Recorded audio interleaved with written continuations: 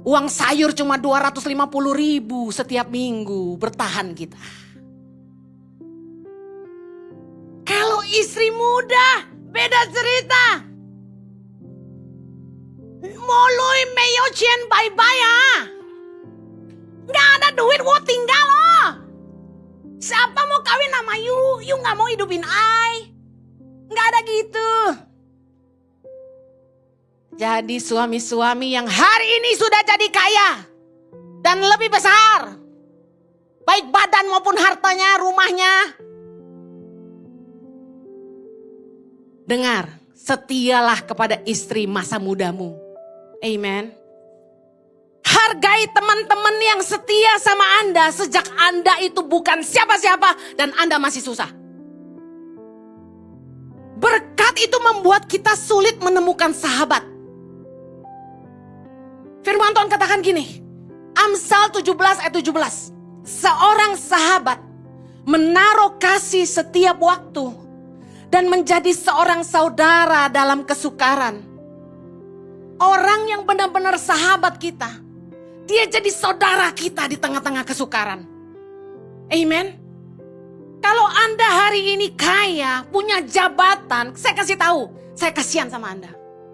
Kok gitu Bu Eni? Karena Anda semakin sulit menemukan sahabat sejati Anda. Amsal 19 ayat 4 berkata gini, kekayaan menambah banyak sahabat, tetapi orang miskin ditinggalkan sahabatnya. Ayat 6 berkata, banyak orang yang mengambil hati orang dermawan. Setiap orang bersahabat dengan si pemberi. Waktu kita ada di atas, waktu kita punya banyak berkat, pasti banyak orang mendekat. Tetapi sekali lagi, waktu akan membuktikan. Ketika mereka tidak dapat apa-apa yang mereka inginkan, ketika mereka tidak kecipratan berkat-berkat, mereka akan meninggalkan kita, bahkan mungkin memusuhi kita dan memburukkan nama kita. Saya bilang sama suami saya, yuk bijaksana. Memilih siapa yang jadi sahabat. Saya percaya bahwa kesetiaan itu teruji oleh waktu. Yaitu mereka yang benar-benar mengenal siapa kita. Adalah teman-teman lama kita. Mereka tahu aslinya kita kayak apa. Mereka tahu kekurangan kita tapi tidak beranjak dari hubungan kita. Udah tahu, emang si Henny mah galak tapi tetap cinta sama saya. Mereka sudah ada sejak kita susah. Mari bijaksanalah melihat teman-teman lama. Saya sama suami hari ini punya teman dari SMA yang hari ini membantu pelayanan kami loh. Jadi mentor, jadi leader di IC. Kami sangat hargai. Karena dia kenal kami dari kami masih culun. Kenal kami ketika kami bukan siapa-siapa. Sampai hari ini juga bukan siapa-siapa sih. Tapi saya sangat hargai dia. Karena dia setia. Dia terima kami apa adanya dan dia tidak menghakimi kami saat kami lemah. Dia pernah lihat saya bertengkar sama suami saya. Tapi dia tidak menghakimi saya. Dia malah mendamaikan kami. Dan yang luar biasa, dia nabur buat pelayanan ini. Saya mau kasih tahu. Hargai istri masa muda, sahabat lama, stafmu yang paling lama. Karena mereka telah membuktikan kesetiaan mereka. Mereka tidak beranjak dari hubungan meski sudah mengenal aslinya kita. Amsal 2 ayat 17. Ada orang yang meninggalkan teman hidup masa mudanya dan melupakan perjanjian Allahnya. Maliaki 2 ayat 15b. Dan janganlah orang tidak setia terhadap istri dari masa mudanya. Amsal 5 ayat 18. Diberkatilah kiranya sendangmu, bersukacitalah dengan istri masa mudamu. Bukan istri muda kan? Dengar baik. Hargai mereka. Makanya saya sama suami, staf-staf lama itu kami bawa ke Israel. Gantian. As a reward. Dan masih banyak lagi tentunya. Hubungan yang layak mendapat kepercayaan yang kedua adalah hubungan yang tulus dan murni. dekat dengan kita bukan untuk apa dan karena ada apa. Saya bilang hubungan tanpa kepentingan. Orang yang paling bisa dipercaya adalah orang yang dekat sama kita gak ada kepentingan apa-apa. Mereka justru ada untuk menolong kita. Saya tadi udah singgung soal kekayaan dan berkat membuat kita sulit menemukan sahabat. Tapi waktu akan membuktikan bahwa orang-orang yang memang gak punya kepentingan, meskipun mereka tidak diuntungkan, mereka akan ada dengan kita. Yang terakhir, orang-orang yang bisa dipercaya adalah hubungan di atas dasar kasih. Berapa banyak Anda yang ingin sungguh-sungguh tahu siapa orang yang benar-benar mengasihi Anda? Angkat tangan. Are you ready? Mari.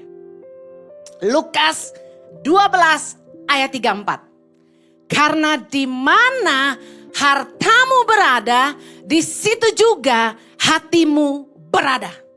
Pernah dengar ayat ini? Listen to me. Kita akan tahu siapa yang benar-benar peduli dan sayang sama kita, yaitu mereka yang tidak sungkan mengeluarkan isi dompet mereka untuk membantu kita. Dengar, orang-orang yang bukan sekedar kepo dan mau tahu aja, tapi mereka mau disusahin, tidak hanya komentarin hidup kita.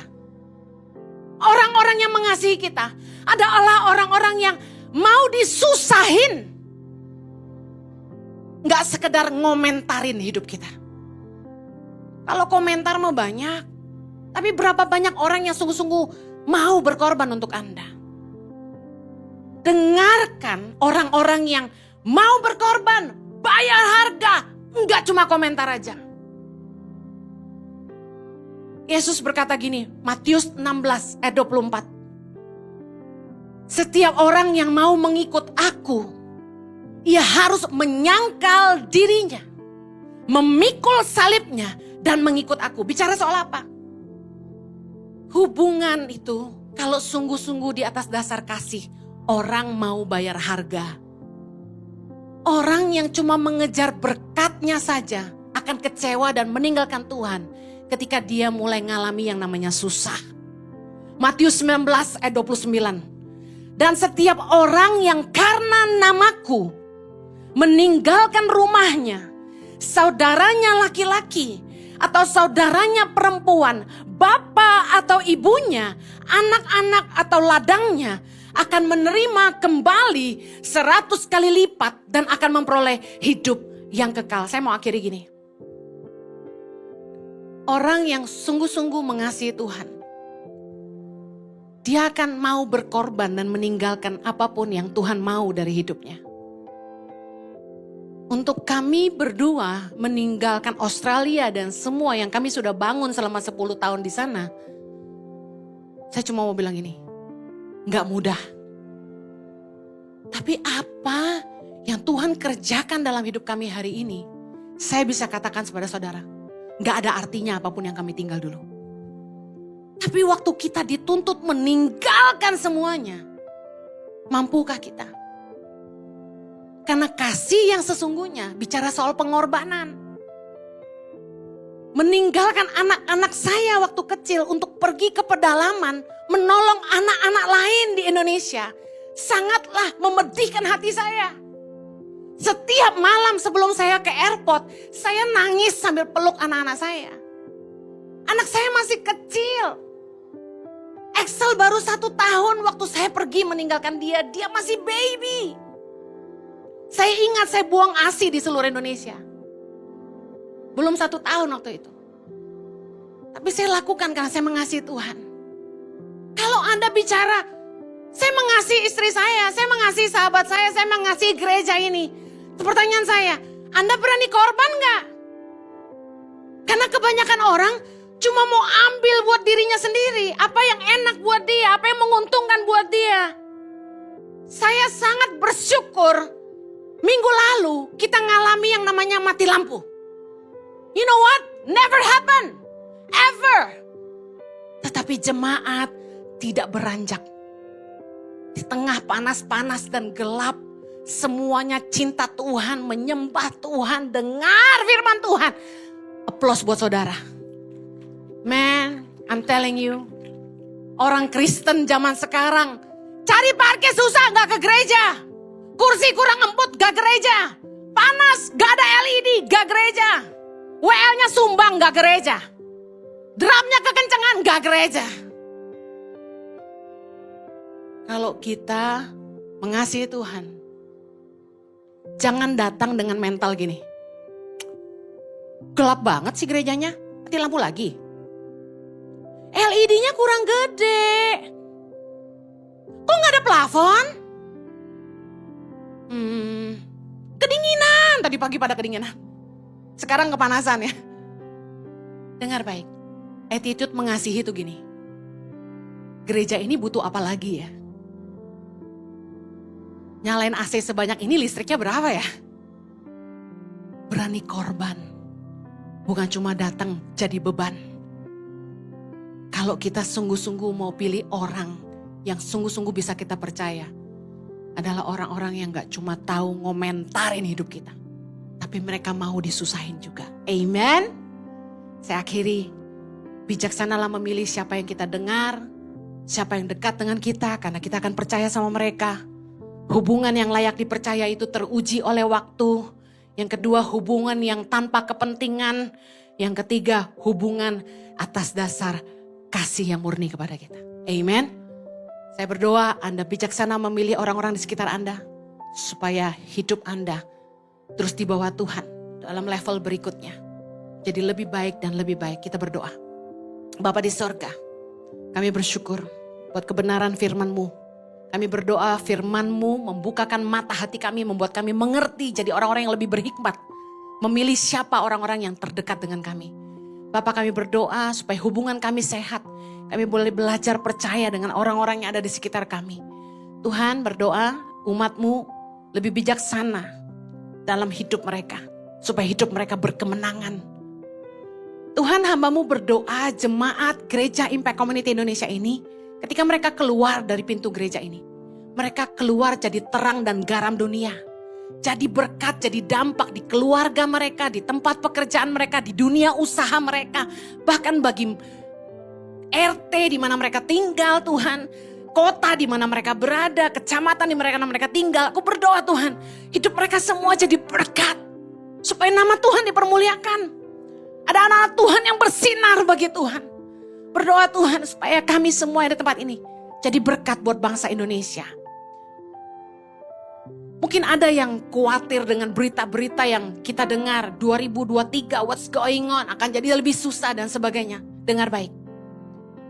Taruh imanmu kepada kebenaran firman, bukan apa kata orang. Bukan apa kata zaman. Percayalah bahwa Tuhan akan senantiasa meluputkan kita dari segala malapetaka. Melindungi kita dari segala yang jahat. Sekalipun kanan kiri kita rebah, kita akan tetap berdiri karena Tuhan menyertai. Yakin dan percaya bahwa Tuhan gak akan pernah meninggalkan orang benar.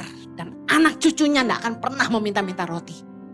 Di dalam nama Yesus kami percaya Tuhan. Haleluya. Amen. Have a blessed Sunday.